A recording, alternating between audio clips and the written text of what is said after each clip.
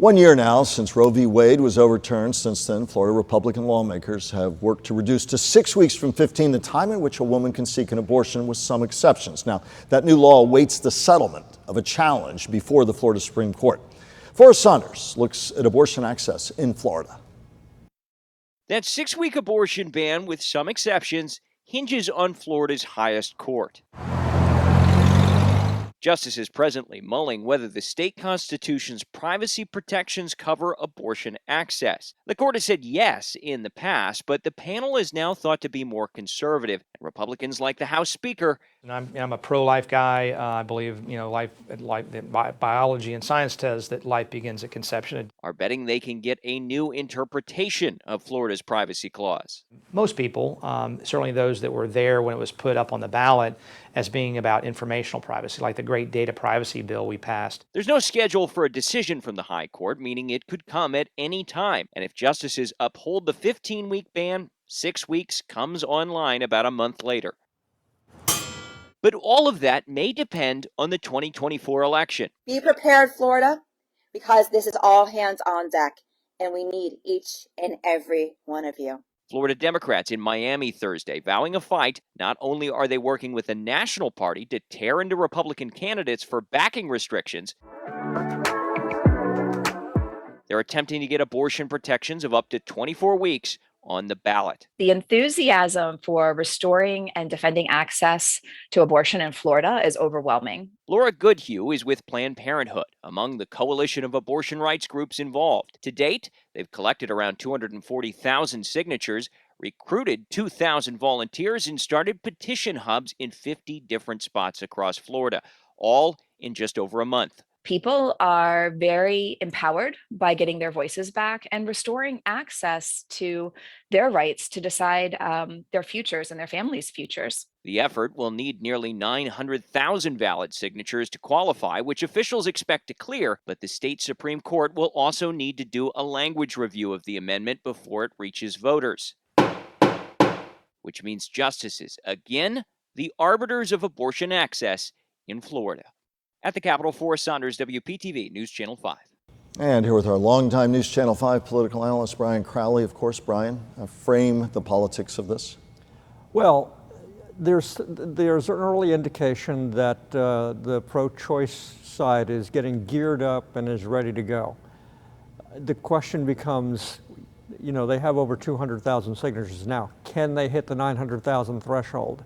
Can they do that quickly enough? Can they exceed the 900,000 threshold? There's a lot of conversation about pro-choice people being outraged by the Dobbs decision, outraged by the 6-week abortion ban. But in a way, this will be the proof in the pudding on this. Because if they fail to collect the signatures, it would suggest that the outrage isn't as strong as people think in Florida. So it's going to be a very, very good test as to whether or not the there is there. And whether or not it can create, from a Democratic point of view, a blue wave in 2024, or continue to have them seeing the red wave advance in Florida and beyond.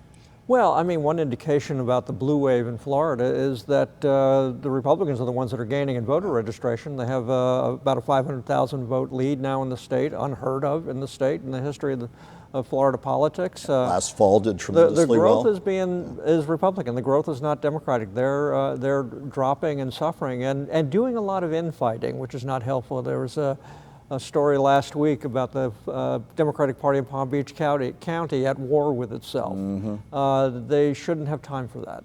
Talk about the presidential politics and how inevitably the legal and the political are being intertwined. The former president, Donald Trump, will have his case for alleged mishandling of documents held in Fort Pierce. I've heard everything from, well, he'll get a more favorable jury there, to complaints about, well, the federal courts don't allow cameras. How can we trust the process? They've never allowed cameras, by the way. It's part of what you talk about, is this erosion of faith and trust, and how we try and get that back. And there used to be kind of a clear dividing line between the politics and the legal. I sound naive to even say it. Maybe there wasn't. Maybe I just like to think there was. But it's certainly, if it's more diffuse than well, in fact, it's non-existent. Your thoughts, Brian? Well, I put part of the blame on the media. We, in recent years, have been very strong about declaring this is an Obama-appointed judge, this is a Trump-appointed judge, this is a Bush-appointed judge, this is a Clinton-appointed judge. And with that, there's this aha.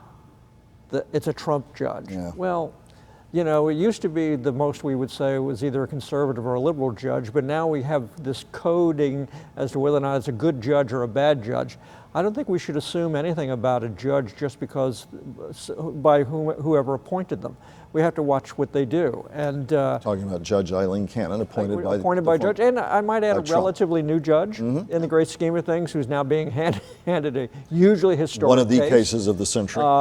Got her wrist slapped a little bit in her first handling of the of the documents case. the documents. So, but you know, even this talk about can a jury from in the Fort Pierce area be objective? Well, we don't say that about anybody else. We don't look at the voter records of people in the you know, it's majority Republican in that region. Okay. Yeah. You know, we need to stop doing that. We need to trust that we can get good jurors, and we'll let the jury decide. If ever there's a news hound, it's you. What's top of mind to you these days that you're hearing out and about and that you want to focus on? Well, we had a little fun last week with, you know, this rumor that Rick Scott was going to run for president. That would have been, you know, Florida just can't stay out of it. So he put the kibosh on that pretty quickly. Yeah. But on the other hand, if he suddenly announced in a couple of weeks, I wouldn't be shocked. Ron DeSantis has had an interesting week. There's been some speculation that his campaign's not quite getting where it needs to be. I think it's way too early to be saying that. I think a couple of interesting things last week was that he would not directly say whether or not he would support Donald Trump, should Donald Trump get the nomination. That is a Republican National Committee requirement. They're requiring all the candidates to sign a pledge that you'll support the nominee. And he's really been kind of avoiding talking directly about abortion. Last week he was talking to a group, and he talked about the legislature taking action on abortion in Florida. He sort of acted like he was not a direct party in all of that. And we may remember when he signed that bill, it was midnight. Yeah, you know, he or nearabouts. There was no press conference, you know. So he's not talking a lot about the 6-week ban. So I think he's a little concerned about that going forward. He's saying that he's going to be announcing, starting next week, a series of specific proposals for what he's going to do when he's president. Knowing Ron DeSantis, they'll be very specific with a lot of details. We'll see. We'll have you here to break it all down for us, Brian. We'll have your closing thoughts in just a moment.